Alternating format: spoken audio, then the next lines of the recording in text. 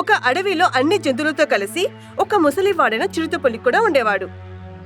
ఆ చిరుత అడవిలో ఎవ్వరిని నమ్మేవాడు కాదు.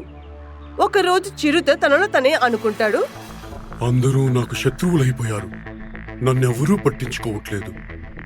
ముసలితనం వల్ల చిరుత దొంగచాటుగా లేదా సహాయం కోసం పిలిపించాలని చెప్పి చంపేసేవాడు. ఒకరోజు చిరుత జింకతో అంటాడు, జింక, నేను ముసలివాడినైపోయాను, ఇంకా నేనిక్కడి నుండి లేవలేకపోతున్నాను. నువ్వు నాకు ఓ పని చేసి పెడతావా? తప్పకుండా, చెప్పండి ఏం చెయ్యాలో.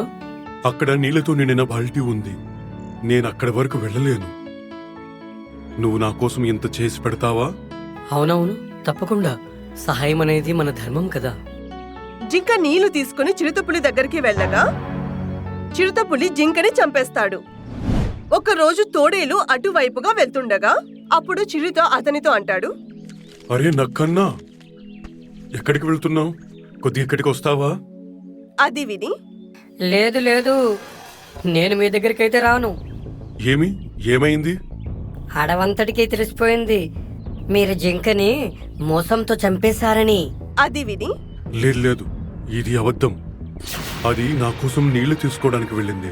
ఇంకా వస్తున్నప్పుడు కాళ్ళు జారి పడిపోయింది, అంతే. అందువల్లే అది చనిపోయింది. చనిపోయిన తర్వాత తన నుంచి వాసన రాకూడదని అందుకే దాన్ని నేను తినేశాను. ఇంకా ఇదే నిజము, అమ్మ తోడుగా చెప్తున్నా. చిరుతపులి మాటలు విని, నువ్వు నన్ను మోసం చేయలేవు. నాకు తెలుసు నువ్వు దాన్ని ఎలా చంపావో. అయితే సరేలే, ఒకవేళ నీకు తెలిసినట్లయితే నువ్వు నాకు ఓ పని చేసి పెట్టు. దానికి బదులుగా నేను నీకేమైనా ఇస్తానులే. ఆశ పుట్టిస్తున్నావా? నేను నీ మాటల్లో పడనులే, అర్థమైందా? నీకేమీ ఆశ పెట్టించట్లేదులే. ఓ ముసలోడికి ఓ సహాయం చేసి పెట్టు నువ్వు. అయితే సరేలే, ఏంటి కావాలో చెప్పు. చూడు, నేనిప్పుడు ముసలివాడిని అయిపోయాను. ఇంకా నేనిప్పుడు వేటాడలేను. అందుకే నువ్వు వేటాడడానికి ఓ జంతువుని నా వైపు తీసుకురేవు. నాకు సహాయం చెయ్యు, నేను నీకు ఆశీర్వదిస్తాను. చిరుతపులి మాటలు విని, నాకు నీ ఎలాంటి ఆశీర్వాదాలు వద్దు. నేను నీ మాటల్లో పడి చిక్కుకోకూడదు అనుకుంటున్నాను. అందు గురించి నన్ను క్షమించు. ఇంకా ఈ పని కోసం నువ్వింకెవరికైనా ఎంచుకో. అలా చెప్పి తోడేలు అక్కడి నుండి వెళ్లిపోతాడు.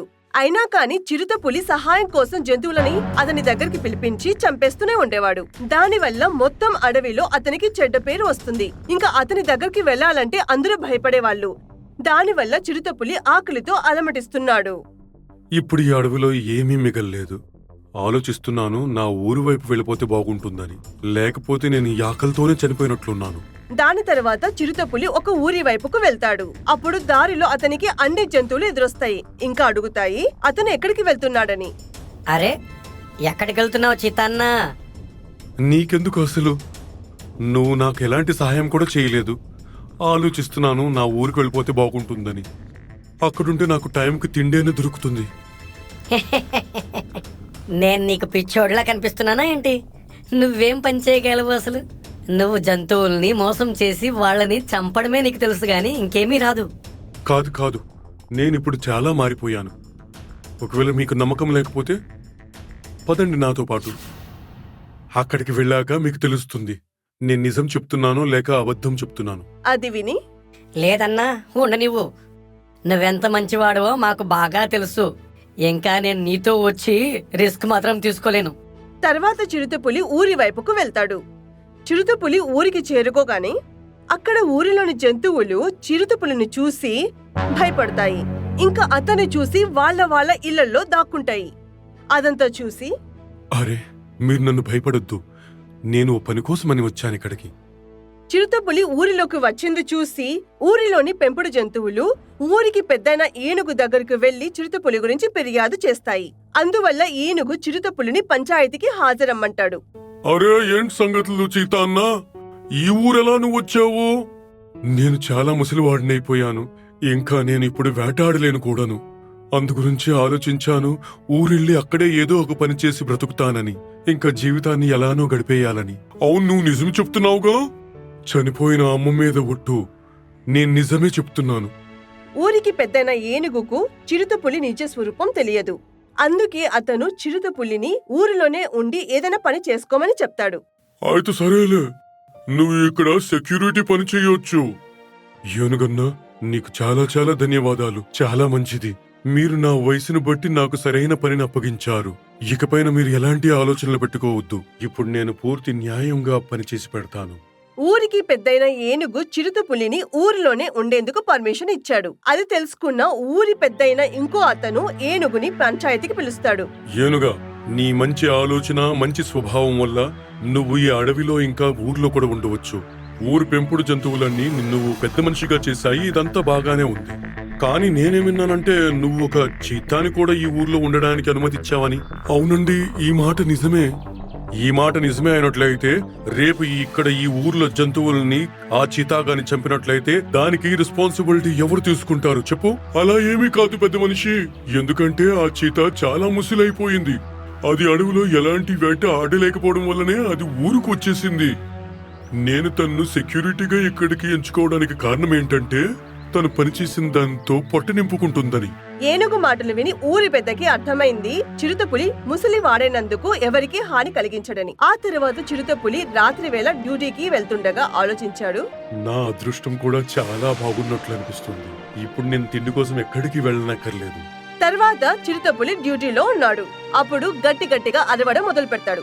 జాగ్తే రహో, జాగ్తే రహో. అప్పుడు ఊర్లోకి వేరు వేరు 2 జంతువులు వచ్చింది చిరుత చూస్తాడు. అది చూసి, ఓహో, చాలా బాగుంది. ఈరోజు వీళ్ళనే చంపి నా కడుపు నింపుకోవచ్చు. అడవి జంతువులన్నింటినీ చెప్తాను. ఈ అడవిలో జంతువులు దొంగలించడానికి వచ్చాయని చెప్పేస్తా. తర్వాత అవకాశం దొరకగానే ఆ 2 జంతువులను చంపేస్తాడు. 2 దొంగలను చంపేసి చిరుతపులి ఉదయం కోసం వేచి ఉండాలనుకుంటాడు. కాని చనిపోయిన 2 జంతువులను చూసి చిరుతపులికి నోరు ఊరుతుంది. ఇప్పుడు ఆకలి అస్సలు తట్టుకోలేకపోతున్నాను. ఎప్పుడు ఉదయం అవుతుంది, ఎప్పుడు వీళ్ళని తింటాను? ఉదయం అవ్వగానే చిరుతపులి అన్ని జంతువులని అక్కడికి పిలిపిస్తాడు. చూడండి ఏనుగు గారు, 2 జంతువులు ఎక్కడి నుంచో వచ్చి మన అడవిలో దొంగలాంచడానికి వచ్చాయి. కానీ నేను వాళ్ళని పట్టుకొని చంపేశాను. ఇకపై ఎప్పుడు మన ఊరికి దొంగలించడానికి జంతువులు రావు. అదంతా విని ఏనుగు చాలా సంతోషిస్తాడు. అప్పటి నుంచి చిరుత నెమ్మదిగా ఊర్లోని జంతువులందరినీ అతనిపై నమ్మకం కలిగేలా చేస్తాడు. ఒక రోజు ఊర్లోని బాగా బలంగా ఉన్న దున్నపోతును చూసి చిరుతపులికి నోరూరుతుంది. ఇంకా రాత్రి వేళలో ఆ దున్నపోతును చంపి తినాలనుకుంటాడు. రాత్రి అవ్వగానే చిరుతపులి తన అతి తెలివిని ఉపయోగిస్తాడు. అరే గేదన్నా, కొద్దిగా నీళ్లు దొరుకుతాయా? అరే సెక్యూరిటీ అన్నా, రండి రండి, ఇంటి లోపలికి రండి. మీకు నీళ్లు కూడా ఇస్తాను, చాయ్ కూడా ఇస్తాను. మంచిగా అన్ని తాగి వెళ్ళండి ఇక్కడి నుంచి. అరే చాయ్ ఏమొద్దు. నేను అలానే తిరుగుతుంటేని ఆలోచించా మీతో కలిసి వెళ్దామని. సరే అయితే రండి, నేను మీకు నీళ్ళ దగ్గరికి తీసుకుని వెళ్తాను. ధన్యవాదాలు. మీ ఇంట్లో ఎవరూ లేనట్లున్నారే, అవును కదా? అవునండి, భార్య వాళ్ళమ్మ వాళ్ళ ఇంటికి వెళ్ళింది. నేను ఒక్కడనే ఉన్నాను. ఇంకా వంటలు కూడా నేను ఒక్కడనే చేసుకుంటున్నాను. తర్వాత అవకాశం దొరకగానే చిరుత దున్నపోతును చంపి తినేస్తాడు. ఉదయం అవ్వగానే దున్నపోతు భార్య ఇంటికి వస్తుంది. ఆమె భర్త కనిపించకపోవడం చూసి ఏడుస్తుంది. అప్పుడే ఏనుగు అక్కడికి వచ్చి అడుగుతాడు. ఏమైంది చెల్లాయి, ఎందుకు ఏడుస్తున్నావు నువ్వు? ఏనుగు గారు, నిన్ననే మా ఆయనతో మాట్లాడాను. అప్పుడు ఇంట్లోనే ఉన్నారు. కానీ ఈరోజు ఇంటికి తిరిగి వచ్చి చూస్తే మా ఆయన కనిపించట్లేదు. అది విన్న ఏనుగు చిరుతపులిని పిలిచి అడుగుతాడు. అరే సెక్యూరిటీ అన్నా, నువ్వు వీళ్ళ గేదెని ఎక్కడైనా చూసావా? అవును, నేను తన్ను రాత్రికి అడవి వైపు వెళ్ళడం చూశాను. నేను తన్ను అడిగాను కూడాను, ఇంత రాత్రప్పుడు ఎక్కడికి వెళ్తున్నావని. కానీ తను ఏమీ చెప్పలేదు. నాకనిపిస్తుంది అడవి జంతువులు తన్ను చంపేసుంటాయి ఏమోని. అది విన్న దున్నపోతు భార్య ఇంకా ఏడుస్తుంది. అప్పుడే, సెక్యూరిటీ అన్నా చూడు, ఈ విధంగా నువ్వు మాట్లాడొద్దు. ఆ గేదె గురించి తెలిసాక నువ్వు నాకొచ్చి చెప్పు, అర్థమైంది కదా నీకు? అలానే అధ్యక్ష గారు. ఏనుగు వెళ్లిపోయిన తర్వాత చిరుత మనసులో అనుకుంటాడు. ఈ ఏనుగు ఏమనుకుంటున్నాడు తన కోసం? ఎప్పుడు చూసినా నన్ను ఆర్డర్ చేస్తూనే ఉన్నాడు. రోజులు గడిచిపోతున్నాయి. అయినా దున్నపోతు ఎక్కడున్నాడో తెలియట్లేదు. నెమ్మదిగా జంతువులకు చిరుతపైన నమ్మకం తగ్గిపోతోంది. ఇంకా ఏనుగు దగ్గర పెద్ద మొత్తంలో అప్పు తీసుకున్నాడు. ఇంకా అప్పు తీరుస్తానని వాగ్దానం చేస్తాడు. కొంత సమయం తర్వాత అతను ఆ అప్పును చెల్లించలేకపోతాడు. అప్పుడు చిరుత ఆలోచిస్తాడు. అరే యార్, ఏనుగు దగ్గర అప్పైతే తీసుకున్నాను గాని ఎలా ఇవ్వగలను నేను? నాకనిపిస్తుంది దీన్ని కూడా సరైన దారి చూపించాల్సిందే. కొన్ని రోజుల తర్వాత ఏనుగు చిరుతని అప్పు తీర్చమంటాడు. అప్పుడు చిరుత తీసుకున్న అప్పును తీర్చనని చెప్తాడు. అది విన్న ఏనుగుకు చాలా కోపం వస్తుంది. ఇంకా అందరి ముందు చిరుతపై అరుస్తూ అంటాడు, నిన్నెక్కడ పెట్టేసి నేను చాలా తప్పు చేశాను. నాకు నా డబ్బులు కావాలి ఇప్పుడు. ఎలాంటి డబ్బులు? ఇంకా నీ దగ్గర ఎలాంటి సాక్ష్యం ఉందా? అధ్యక్షుడు అని చెప్పి ఇష్టమైనట్లు మాట్లాడొద్దు. వాళ్ళ గొడవలు విని అన్ని పెంపుడు జంతువులు అక్కడికి వచ్చేస్తాయి. చూడండి అందరూ, ఈ అధ్యక్షుడు నా దగ్గర లంచం అడుగుతున్నాడు. ఈ ఊర్లో ఉండాలంటే నువ్వు లంచం ఇవ్వాల్సిందే అని అంటున్నాడు. వీడు అబద్ధం ఆడుతున్నాడు. నేను అలాంటి లంచం కూడా అడగలేదు. నేను ఇచ్చిన డబ్బులు అడుగుతున్నాను. అక్కడున్న జంతువులకు అర్థం అవ్వటం లేదు ఇద్దరిలో ఎవరు నిజం చెప్తున్నారని. ఆ తర్వాత చిరుత నిర్ణయించుకుంటాడు చిరుత దున్నపోతును చంపినట్టుగానే ఏనుగును కూడా చంపేయాలని. ఆ తర్వాత రాత్రి సమయంలో చిరుత ఏనుగుపై దాడి చేస్తాడు. ఏనుగుది పెద్ద శరీరం అయినందువలన చిరుత ఏనుగుకి ఎక్కువగా గాయపరచలేకపోతాడు. ఇంకా ఏనుగు గట్టిగా అరుస్తూ, కాపాడండి, కాపాడండి, ఇది నన్ను చంపేస్తుంది, కాపాడండి. ఊర్లోని అన్ని జంతువులు ఊరికి పెద్దైన ఏనుగు అరుపు విని అక్కడికి వస్తాయి. అంతలోనే చిరుత చీకట్లో చెట్టు వెనకాల దాక్కుంటాడు. అప్పుడు కుక్క అంటాడు, ఏమైంది అధ్యక్షన్నా? ఎవరో నన్ను చంపడానికి ప్రయత్నించారు. కానీ చీకటి ఉండడం వల్ల నేను వాళ్ళని చూడలేకపోయాను. ఇంకా వాళ్ళెవరో గుర్తుపట్టలేకపోయాను. అది విని, సెక్యూరిటీ ఎక్కడున్నాడు? అవునవును, కాపలాదారి చిరుత ఎక్కడా? అతని పేరు వినగానే చిరుత వెంటనే అక్కడికి వస్తాడు. మీరు నన్నేమైనా పిలిచారా? అప్పుడు కుక్క పక్కన నిల్చున్న గాడిద అంటాడు, అరే సెక్యూరిటీ మ్యాన్, అసలు నువ్వెక్కడుంటివి? మా అధ్యక్షుడిని చంపడానికి ఎవరో ప్రయత్నించారు. మీరేం మాట్లాడుతున్నారు? నేనుండగా ఈ సాహసం చేసింది ఎవరు? అప్పుడే కాలు కుక్కకి చిరుత గోలలో రక్తం కనిపిస్తుంది. అప్పుడు కుక్క ఏమి చెప్పడు.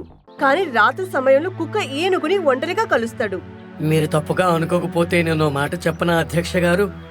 చెప్పు. అధ్యక్ష గారు, నేను చీతా గోళ్ళకి రక్తం చూశాను. ఇది నాకు అనుమానం కాదు, నమ్మకము. మీ పైన ఈ దాడి చేసింది చీతా మాత్రమే. కుక్క చెప్పిన మాటలు విని ఏనుగు చిరుత చేసే పనుల మీద కన్నేసి ఉంచాడు. చివరికి ఒక రాత్రి చిరుత ఒక జంతువును చంపేసి తినడం ఏనుగు చూస్తాడు. కుక్క అనుమానం నిజమయ్యింది. చీతా ఈ పనులను చేస్తుంది. నేను చాలా పెద్ద తప్పు చేశాను. నేను దాన్ని గుర్తుపట్టలేకపోయాను. ఇది చాలా పెద్ద హంతకుడు. వీడిని మేము చాలా గౌరవించాము. వాడిని ఇక్కడ ఉండడానికి జగా ఇచ్చాము. కానీ వీడు మమ్మల్ని చంపి తింటున్నాడు. మరుసటి రోజు ఏనుగు జంతువులను పట్టుకునే వాళ్ళను పిలిపిస్తాడు. ఇంకా చిరుతను పట్టుకుని జంతువులను పట్టుకునే వాళ్లకు అప్పగిస్తాడు. నాకు తెలుసు నువ్వే నా పైన దాడి చేశావని.